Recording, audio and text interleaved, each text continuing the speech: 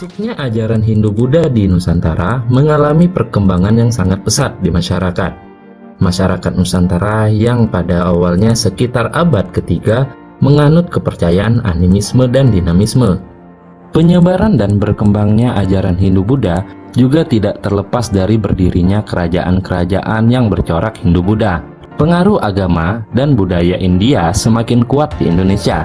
Banyaknya penduduk pindah ke agama Hindu setelah imigran dari India memperkenalkan agama Hindu. Lalu, kerajaan Hindu-Buddha apa sajakah yang pernah berdiri di negeri ini?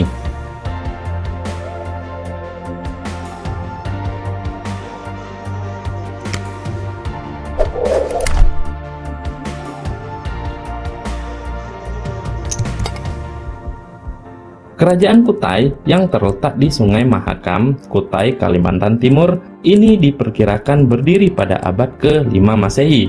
Kerajaan ini didirikan oleh Kudungga yang merupakan seorang kepala adat yang berpengaruh. Sebelum mendirikan kerajaan, Kudungga diketahui belum memeluk agama Hindu. Kemudian, setelah agama Hindu masuk, ia mengubah sistem pemerintahan menjadi kerajaan. Setelah Kudungga wafat, kerajaan dipimpin oleh sang anak yakni Asmawarman.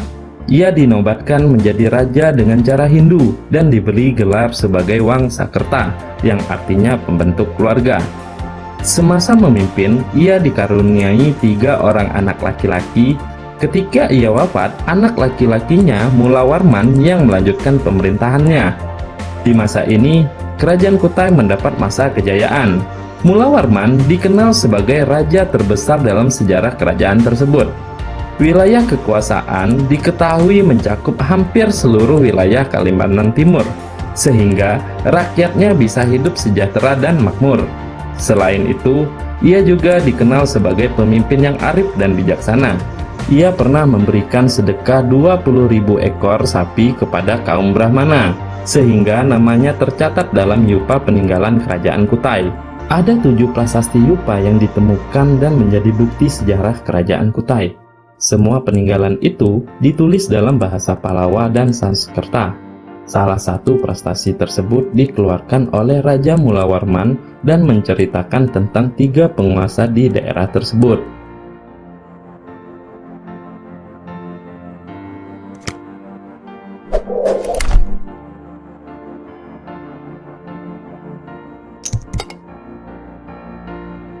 Kerajaan Tarumanegara merupakan kerajaan tertua di Pulau Jawa yang bercorak kebudayaan Hindu.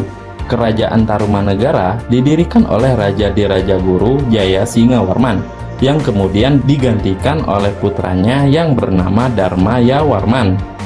Tarumanegara diperkirakan berdiri kurang lebih pada abad ke-5 Masehi. Letak kerajaan Tarumanegara berada di Jawa Barat di tepi sungai Cisadane, sekitar Bogor sekarang. Wilayah kekuasaan Tarumanegara meliputi Banten, Jakarta sampai pada perbatasan Cirebon. Dilihat dari luas wilayahnya, dapat ditafsirkan bahwa pada masa kerajaan wilayah kerajaan Tarumanegara hampir menguasai seluruh wilayah Jawa Barat. Peninggalan kerajaan Tarumanegara: Prasasti Ciareten, Prasasti Jambu, Prasasti Kebon Kopi, Prasasti Cidanghiang, Prasasti Tugu, Prasasti Pasir Awi.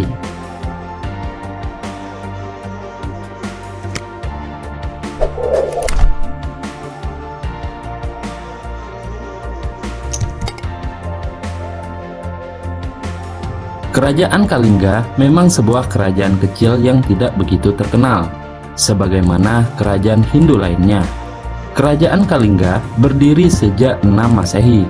Kerajaan Kalingga bercorak Hindu-Buddha dan ditemukan di Provinsi Jawa Tengah. Sayangnya, hingga saat ini tidak diketahui dengan jelas di manakah lokasi tepatnya kerajaan ini. Salah satu pemimpin kerajaan ini yang paling terkenal adalah Ratu Sima. Ia adalah sosok ratu sekaligus pemimpin kerajaan yang sangat bijak. Kerajaan Kalingga runtuh pada tahun 752 Masehi karena sering diserang oleh kerajaan Sriwijaya. Peninggalan kerajaan Kalingga: Prasasti Tukmas, Prasasti Sotomerjo, Prasasti Upit, Candi Angin, Candi Bubrah.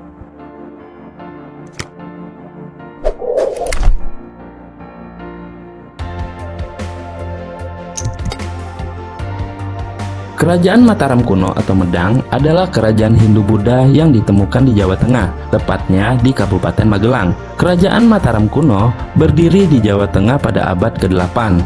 Kemudian pindah ke Jawa Timur pada abad ke-10, didirikan oleh Sanjaya. Kerajaan ini memiliki dua corak utama, yaitu Wangsa Sanjaya yang beragama Hindu dan Wangsa Sailendra yang beragama Buddha Mahayana. Namun raja yang paling terkenal adalah Airlangga. Kerajaan ini runtuh sekitar tahun 929 Masehi sebab mengalami krisis ekonomi yang cukup pelik. Peninggalan Kerajaan Mataram kuno. Prasasti Kalasan di Yogyakarta, Prasasti Kedu di Magelang, Prasasti Ratu Boko di Yogyakarta, Candi Borobudur di Magelang, Candi Sewu di Klaten, Candi Bima di Banjarnegara, Candi Semar di Banjarnegara.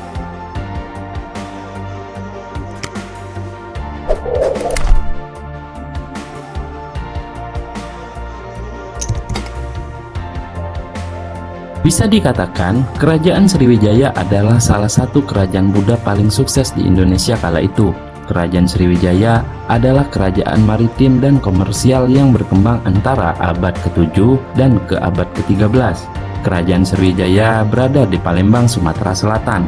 Mengapa kerajaan ini dikatakan paling sukses? Karena daerah kekuasaannya tidak hanya di Sumatera saja, namun juga meluas hingga Jawa, Sulawesi, Kamboja, Malaysia, dan masih banyak lagi. Kerajaan dari Kerajaan Sriwijaya kemudian runtuh pada tahun 1025 setelah mendapatkan serangan dari kerajaan yang berasal dari India Selatan. Salah satu raja yang paling terkenal dan berhasil melakukan ekspansi kerajaan ini adalah Raja Bala Putradewa.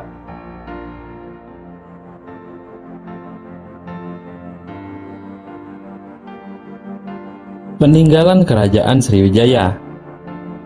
Candi Muara Takus di Riau, Candi Muara Jambi di Jambi, Candi Biaro Bahal di Tapanuli Utara, Prasasti Kota Kapur di Pulau Bangka, Prasasti Ligor di Thailand, Palas Pasemah di Lampung Selatan, Prasasti Telaga Batu di Palembang.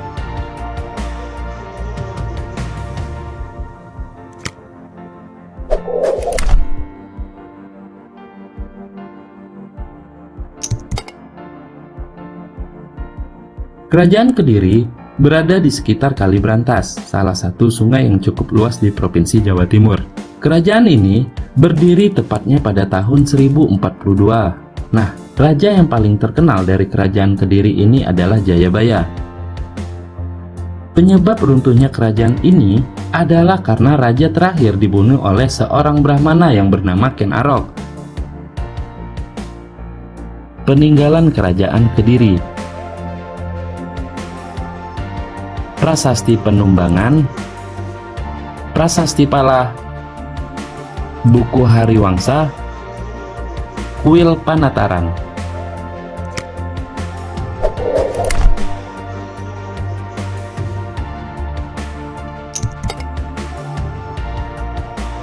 Kerajaan Singasari masih berada di Provinsi Jawa Timur dan kekuasaannya sangat luas hingga sampai Malang sekarang.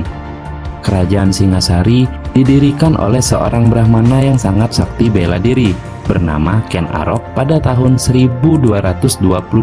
Awalnya, ia adalah raja dari kerajaan kecil di bawah Kerajaan Kediri yang bernama Tumapel. Raja Singasari yang paling penting adalah raja kelima dan terakhir, yaitu Raja Kartanegara yang memerintahkan dari tahun 1254 hingga 1292.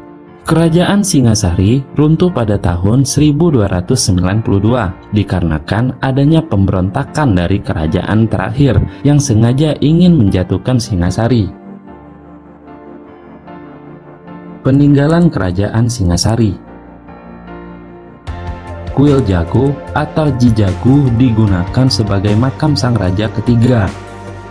Kuil Jawi yang juga digunakan sebagai makam raja terakhir. Candi Singasari, Candi Kidal, Patung Prajana Pramita.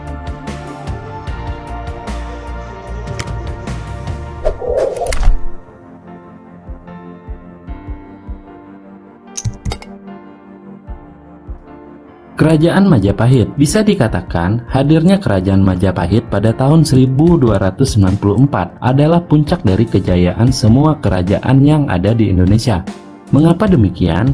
Kekuasaan dari Kerajaan Majapahit tidak hanya terpaku di Mojokerto, Jawa Timur, namun juga sampai ke wilayah Sumatera, Kalimantan, Papua, bahkan Malaysia. Raja yang paling terkenal dari Kerajaan Majapahit bernama Hayam Wuruk.